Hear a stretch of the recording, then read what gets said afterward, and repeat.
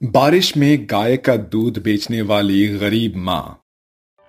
खूंटे से बंधी गाय भूख से जोर जोर से गुहार लगा रही होती है, जिससे सरिता की आंखें खुल जाती है। सुबह हो गई है। आज तो वक्त का पता ही नहीं चला। मुझे जल्दी से धन्नो को चारा खिलाना होगा।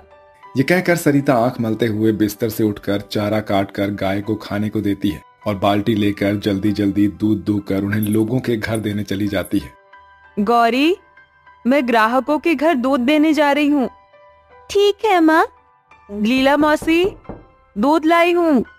सरिता बिटिया, आ गई तू। आज ना 2.5 किलो दूध देना। क्यों मौसी, आज कुछ खास है क्या?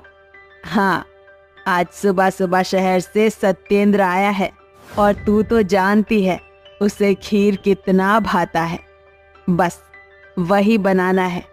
शहर में तो पैकेट वाला नकली दूध मिलता है, इसीलिए सोच रही हूँ तेरी गाय का दूध पिलाकर अपने बेटे को हट्टा कट्टा करके ही भेजूंगी। ठीक है, ये लो मौसी, 2.5 किलो दूध। अच्छा, जय राम जी की।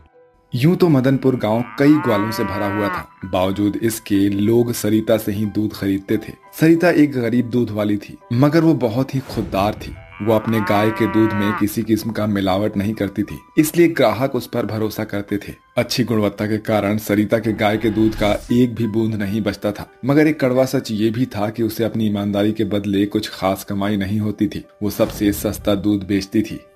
आज तो लोगों के घर दूध पहुंचाते हुए बहुत देर हो गई। मुझे जल्दी से घर जाना होगा। माँ, आप आ गई। देखिए ना, चिंटू आपके लिए रो रहा है। माँ, हमें बहुत जोरों की भूख लगी है, हमारे लिए खाना बना दो। हाँ, मैं बनाती हूँ खाना। सरिता के सिर पर न सिर्फ 3 बेटियों पीहू, गौरी, राधा और चिंटू का पेट पालने की जिम्मेदारी थी, बल्कि अपनी बूढ़ी बीमार सास हीरामणि के लिए दवाइयों का खर्च भी था। सरिता जल्दी से खाना बनाकर अपने बच्चों और सास को खिला देती है। गाय का दूध बेचकर ही सरिता का घर चलता है। मगर अब बारिश का दिन भी शुरू हो जाता है। सरिता अपनी गाय को चराने के लिए लेकर जा रही होती है, तभी बहुत जोर से बारिश शुरू हो जाती है। इतनी जोर की बारिश हो गई आज तो। मैं अपनी गाय को खेत पर चराने कैसे लेकर जा पाऊंगी? और बिना चारा खाए तो धन्नो दूध भी नहीं देगी। ऐसे तो शाम को ग्राहकों के घर जाने वाला दूध रुक जाएगा।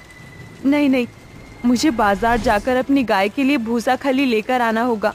सरिता जल्दी से अपनी गाय को गौशाले में खूंटे से बांधकर खुद बारिश में भीगती हुई बाजार में आ जाती है। भैया, 1 किलो चोकर और दाना देना। ये लो बहन, 150 रुपए हो गए। चोकर और दाने का बढ़ा हुआ भाव देखकर सरिता बहुत ज्यादा परेशान हो जाती है, मगर उस वक्त उसके पास कोई दूसरा रास्ता नहीं था। घर आकर सरिता भूसा और चोकर अपनी गाय को खिलाती है। धन्नो, अब जल्दी से मुझे दूध दे दे, ताकि मैं ग्राहकों को दूध दे आऊं। वरना अगर तू दूध नहीं देगी तो मेरे ग्राहक घट जाएंगे। चोकर भूसा खाकर गाय पूरी तरह से टंच होकर सरिता को ढेर सारा दूध देती है। ये बारिश तो रुकने का नाम ही नहीं ले रही है। ऐसे में लोगों के घर दूध देने कैसे जाऊंगी? माँ, आप दूध देने थोड़ी देर बाद चले जाना, जब बारिश बंद हो जाए। सरिता काफी देर तक दूध से भरे डब्बे हाथ में लिए बारिश बंद होने का इंतजार करती है और फिर भीगते हुए घर घर जाकर दूध पहुंचाती है। लीला मौसी, दूध लाई हूँ। ला दे बिटिया। वैसे सरिता, तेरे गाय के दूध में एकदम मक्खन जैसी खीर बनी थी, वरना तो आजकल का पैकेट वाला दूध तो एकदम पतला पानी होता है। पूरे मदनपुर गांव में तेरी गाय का दूध है, जिसमें जरा भी मिलावट नहीं। शुक्रिया मौसी, मैं चलती हूँ। एक एक करके वो गरीब दूध वाली घर घर में दूध देकर बारिश में भीगते हुए ठंड में ठिठुरती हुई घर आती है। अब हर दिन बारिश ही होती रहती है, जिस कारण सरिता को रोज बारिश में भीगकर लोगों के घर दूध देने जाना पड़ता है। रामनाथ काका, दूध लाई हूँ। आ गई तू, ला दे दूध। काका, दूध के पैसे दे देते तो बड़ी मेहरबानी होती। पैसों की सख्त जरूरत है। अरे दे दूंगा तेरे पैसे, मैं कौन सा कहीं भागा जा रहा हूँ। चल अभी जा, अभी मेरे पास पैसे नहीं हैं। सरिता निराश होकर वहां से चली जाती है और भारी बारिश में भीगते हुए एक एक करके सभी ग्राहकों के घर दूध देकर उनसे दूध के पैसे मांगती है, मगर उस वक्त कोई भी उसे पैसे नहीं देता, जिससे सरिता आंखों में आंसू लिए घर लौट आती है। मैंने अपने ग्राहकों को कभी भी मिलावटी दूध बेचकर नहीं ठगा, बल्कि उन्हें अपने परिवार की तरह समझकर दूध बेचा। मगर आज इस बुरे वक्त में कोई भी मुझे दूध के पैसे नहीं दे रहा है। घर में राशन का एक भी दाना नहीं है। मैं अपने बच्चों को क्या खिलाऊंगी? हे भगवान, तू ही मदद कर। सरिता के घर आते ही चिंटू भूख भरी नजरों से अपनी माँ की तरफ देखता हुआ कहता है, माँ देखो ना, बाहर कितनी अच्छी बारिश हो रही है। मुझे ना पकोड़े खाने का मन कर रहा है। मेरे लिए पकोड़े बना दो ना। सरिता को कुछ भी समझ में नहीं आता कि वो क्या करे, क्योंकि घर में ना तो राशन बचा था और ना ही पैसे, जिस कारण सरिता और उसके बच्चों को बारिश में भूखा ही सोना पड़ता है। भूखे पेट किसी को नींद भी कहाँ आ रही थी। गौरी दीदी, मुझे बिल्कुल भी नींद नहीं आ रही है। मुझे बहुत जोरों की भूख लगी है। भूख तो हम सभी को लगी है राधा, मगर इस वक्त हमारे पास खाने के लिए कुछ भी नहीं है, क्योंकि किसी ने माँ को गाय के दूध के पैसे नहीं दिए हैं।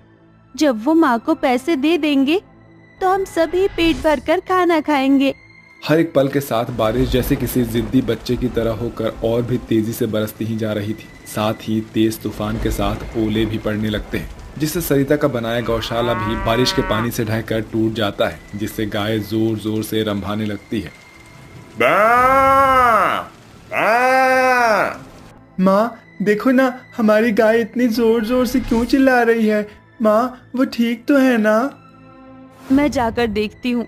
सरिता जैसे ही बाहर आती है तो गौशाले को बारिश में टूटा हुआ देखकर कहती है, हे भगवान, धन्नो का गौशाला तो टूट गया। बारिश भी इतनी तेज है। अगर धन्नो बारिश में भीग गई तो वो बीमार हो जाएगी। मुझे इसे घर में लेकर जाना होगा। सरिता के लिए धन्नो सिर्फ उसकी गाय ही नहीं थी, बल्कि उसके घर की रोजी रोटी भी थी। वो अपनी गाय को घर के अंदर ले आती है। एक तरफ जहाँ सरिता के बच्चों की भूखी आंखें खाने के लिए ललक रही थी, वहीं 2 दिन से दाना पानी ना मिलने के कारण उसकी गाय ने भी दूध देना बंद कर दिया था। हे भगवान, ये बारिश का कहर मुझ गरीब माँ के परिवार पर ही क्यों बरस रहा है? तू भगवान के लिए मेरी मदद कर, वरना मेरे बच्चे भूख से मर जाएंगे। ऐसा कहने पर वो गरीब माँ फूट फूट कर रोने लगती है। उसे यूं रोता देखकर गौरी, पूजा, राधा और चिंटू भी उससे लिपट कर रोने लगते हैं। तभी हीरामणि की बूढ़ी आंखें भी छलछला जाती है। तभी अचानक से उसकी गाय उठ खड़ी होकर दूध देने लगती है। देखो माँ, हमारी गाय ने हमें कितना सारा दूध दिया है। सरिता आंसू भरी आंखों से अपनी गाय को सहलाते हुए कहती है, शुक्रिया मेरी प्यारी गाय, तुमने इस बुरे वक्त में इस गरीब माँ को अपना दूध देकर अपना कर्जदार बनाया है। मैं ये दूध अब उन ग्राहकों को नहीं बेचूंगी। इस वक्त मेरे बच्चे, मेरा परिवार भूखा है। मुझे इस दूध को किसी ऐसे तरीके से बेचना होगा जो मुझे हाथों हाथ पैसे मिल जाए। तभी अचानक सरिता बारिश को देखते हुए चाय बनाकर बेचने का सोचती है और एक भीड़ भाड़ वाली जगह पर अपनी बेटियों की मदद से फटे चिटे तिरपाल से चाय की टपरी शुरू करके दूध से गर्मा गर्म चाय बनाने लगती है। वहीं छोटी सी गौरी और पूजा ग्राहकों को आवाज लगाती है, आओ आओ साहब जी, इस बारिश में गर्म गर्म कुल्हड़ की चाय पियो, वो भी गाय के गाढ़े दूध से। एकदम स्वादिष्ट चाय, 10 रुपए में। कई सारे लोग बारिश से बचने के लिए वहां आते हैं और सरिता की गाय के दूध की चाय पीते हैं, जो उन्हें खूब भाता है। सभी सरिता की बहुत ही तारीफ करते हैं। अरे वाह, ये चाय तो बड़ी ही लाजवाब है, एकदम कड़क वाली गाढ़ी चाय है। हाँ, वरना आजकल तो चाय वाले चाय के नाम पर पानी पिलाकर लोगों को ठगना लूटना जानते हैं सिर्फ। ये हुई ना असली चाय।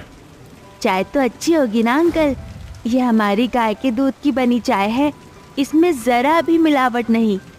राधा की बातों में झलकती ईमानदारी देखकर ग्राहक उसका सर सहलाता है और थोड़ी ही देर में सरिता के गाय के दूध की चाय बिक जाती है और वो राशन लेकर अपने बच्चों के साथ घर आकर अपने भूखे बच्चों को भरपेट खाना खिलाती है। अपनी ईमानदारी की बुनियाद पर सरिता ग्राहकों का भरोसा जीत लेती है और अपने गाय के दूध का सही इस्तेमाल करके बारिश में चाय की टपरी चलाती है और अपने परिवार का गुजर बसर करती है। 24 वर्षीय टिंकू शहर में रहता था, लेकिन उसके परिवार वालों का तरीका अभी भी देसी था। रोज जॉब पर जाने के लिए वो मेट्रो से अप डाउन करता था। उसी मेट्रो में मारिया नाम की एक विदेशी लड़की थी जिसे टिंकू देखता था और मारिया भी उसे देखती थी, पर दोनों आपस में कोई बातचीत नहीं करते थे। फिर एक दिन टिंकू ने हिम्मत करके मारिया से बात कर ही ली। थोड़ा सा ऑकवर्ड हो रहा है, बट मैं जानता हूँ हम दोनों एक दूसरे को काफी समय से स्टॉक कर रहे हैं। मैंने सोचा आज मैं पहल कर लेता हूँ। Do you like me? It's true, I like you, but तुमसे कुछ कह नहीं पाई। फर्स्ट टाइम जब मैंने तुमको देखा था तो I was fallen in love. Oh my God, तुमको मेरी सारी बात हिंदी में समझ आ गई और तुम खुद भी हिंदी बोलती हो, कैसे यार? बिकॉज मेरे फादर अमेरिकन और मॉम इंडियन थी, इसलिए मुझे दोनों लैंग्वेज आती हैं। That's great. अच्छा, हम अपने रिलेशनशिप के बारे में कुछ सोच सकते हैं। डेट पर चलें कल? उप्स, नाम तो बताया नहीं हम दोनों ने। हाँ, मेरा नाम टिंकू है और राशि का नाम तरुण है। और तुम्हारा? मेरा नाम मारिया है। Your name is good Tinku. मैं आज ही फ्री हूँ, तो आज ही डेट पर चलें? Yes of course. इसके बाद दोनों शानदार डेट पर जाते हैं, जहाँ लंच करते वक्त स्पेशल मारिया के लिए वो गिटार बजाता है। दोनों एक दूसरे से दिल की बात करते हैं, एक दूसरे के बारे में जानते हैं और धीरे धीरे दोनों रोज मिलते हैं, जिसके बाद दोनों को एक दूसरे से प्यार हो जाता है। फिर वो अपने घर वालों को बता देते हैं। अच्छा, जरा तस्वीर दिखाओ उस लड़की की, फिरंगी है ना वो? हाँ माँ, वो बहुत अच्छी है और आप चिंता मत करिए, उसकी मॉम इंडियन थी, इसलिए उसे थोड़े बहुत तौर तरीके तो आते हैं। ये देखिए उसको फोटो। अरे वाह, बहू तो बहुत अच्छी है। सच में शादी करना चाहती है वो, पर उसे हमारे घर में छोटे कपड़े नहीं पहनने दूंगी। माँ, शादी होने के बाद मैं उसे सब कुछ समझा दूंगा। नहीं भैया, आप इतनी अंग्रेजन भाभी क्यों लेकर आ रहे हैं जितनी विदेशी है? मुझे तो लगता है इन्हें कुछ आता जाता भी नहीं होगा। अरे हम देसी हैं, भले शहर में रहते हो। तू चुप रह गीता। माँ, आप मेरे लिए इतना नहीं कर सकती? देखो ना, आसपास की आंटी कितना जलेंगी आपसे कि आपके घर में विदेशी बहू आई है। अब तो मैं पड़ोसन को बहुत जलाऊंगी। ठीक है बेटा, मैं पंडित जी से शादी का मुहूर्त निकलवाती हूँ। इतना कहकर महिमा फौरन पंडित जी से पूछकर मुहूर्त निकलवाती है। फिर अगले महीने दोनों का बहुत धूमधाम से विवाह संपन्न हो जाता है। घर में सास अपनी विदेशी बहू का गृह प्रवेश करती है। माँ जी, अगर मुझसे काम करने में कोई गलती हो जाए तो माफ करना। ओ माई माता, हमारी विदेशी बहू तो हिंदी भी बोलती है। और बहू, तू किसी भी चीज की चिंता मत कर, मैं हूँ ना, और तेरी ननद भी। हाँ माँ जी, मुझे थोड़ी बहुत हिंदी भी आती है। जाओ, अब तुम दोनों आराम करो। इसके बाद दोनों अपने कमरे में चले जाते हैं। अगले दिन बहू गाउन पहनकर रसोई में चाय बनाती है। तभी नंद गीता रसोई में अपनी विदेशी भाभी को ऐसे देखकर कहती है, हे भगवान भाभी, ये आपने कैसे कपड़े पहने हैं? नई नवेली बहू को इस तरह के फिरंगी कपड़े शोभा नहीं देते। बाप की शादी हो गई है, आपको साड़ी सूट पहनना चाहिए। But what happened with this gown? It's so pretty. भाभी, हैपनिंग तो कुछ भी नहीं है, बट देसी पति की देसी बीवी लगना चाहिए आपको। आप विदेश में नहीं हो, इंडिया में हो। मुझे ये पसंद है और मैं इसी तरीके से रहूंगी। ठीक है, माँ आपको इस अवतार में देखेंगी तो खुद ही ठीक कर देंगी। ओहो, आप अपने देसी स्टाइल में रहिए ननद जी, और मुझे अपने तरीके से रहने दीजिए। ये सुनकर गीता चली जाती है। फिर मारिया एक फॉर्मल डिश बनाकर और इंडियन चाय नाश्ते के साथ सबको खाना परोसती है। तभी उसके कपड़े देखकर सास बोलती है, बहू, ये सब क्या है? तुमने ये क्या कपड़े पहने हैं? भले ही पूरे हैं, पर मुझे बिल्कुल अच्छे नहीं लगे। और तुम नई बहू हो, साड़ी पहनो। देखा भाभी, मैंने आपको पहले ही टोका था तो आपने सुना नहीं। अब खुश? माँ जी, दीदी, मैं आपके घर की बहू बन गई हूँ, पर मैं विदेशी भी हूँ और मेरा ये कपड़े पहनने का मन कर रहा है।